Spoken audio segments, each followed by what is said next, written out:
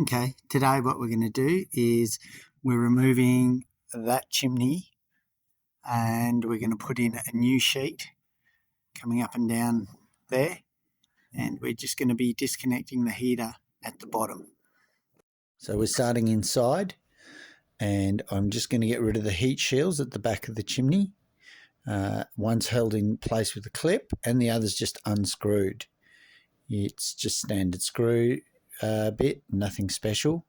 I'm going to put them to the side, and I'm going to put everything marked so they can sell it later on the local selling site. And then we're taking the cover off the ceiling, and this is where they've cut the hole for the chimney to go through. And then we start dismantling the chimney. Now normally these are riveted, but on this one there was no rivets, so it's just a matter of bringing the chimneys down. This is the inner chimney, and it'll come down, and then we'll address the chimney on the roof after this. Okay, here we go. We're taking this out now. You saw me remove the chimney down the bottom.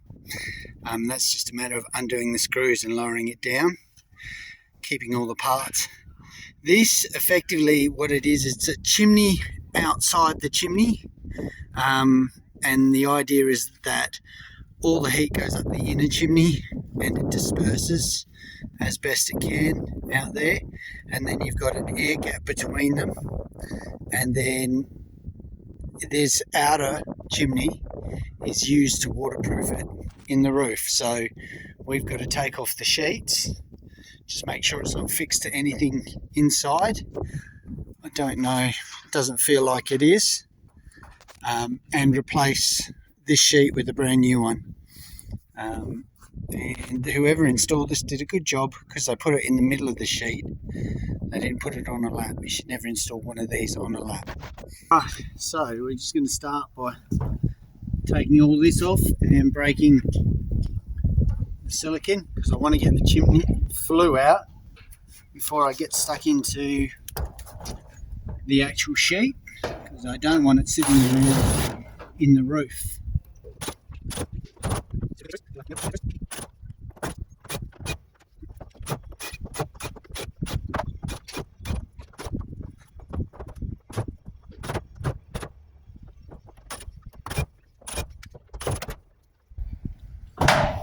So now I'm just breaking all the silicone on it. I'm going to try and remove it all as of one. I'm just using a knife to cut it. I'll use a chisel to get under it.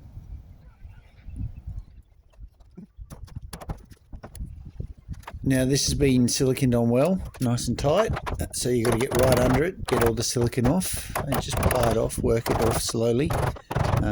There's lots of silicone around it and on the roof, which is slippery, so just be aware of that as we're doing it. The deck tide itself isn't reusable. You will have to get a new one of this if you want to reinstall the roof, otherwise you'll get leaks, so this isn't usable. After this we're going to move on to the top once we've pulled it up, and we're just unscrewing that was just held on with a couple screws. Very simple. And once that comes off, there were still a couple of inner chimneys in there. They were just held on with some tension brackets, so I'll just reach in, take those out. They're just sliding into each other, so they're quite easy to get out. Pull off the main outer. You can see it's just sliding into each other. Normally I would expect it to be riveted, but it's not, and there was one more inner chimney, and we pretty much got it all. That's it removed. Now we've taken the flue off and we've taken the chimneys out, but you will notice this is the little bit that goes from the roof. If you have a look there, that is the bit that went right through into the bottom, through the ceiling. Now you can see on the right hand side there, it's been fixed in with some screws. So what we'll do, we'll take this sheet out, take it off, and we'll disconnect those screws, and then we can take it out.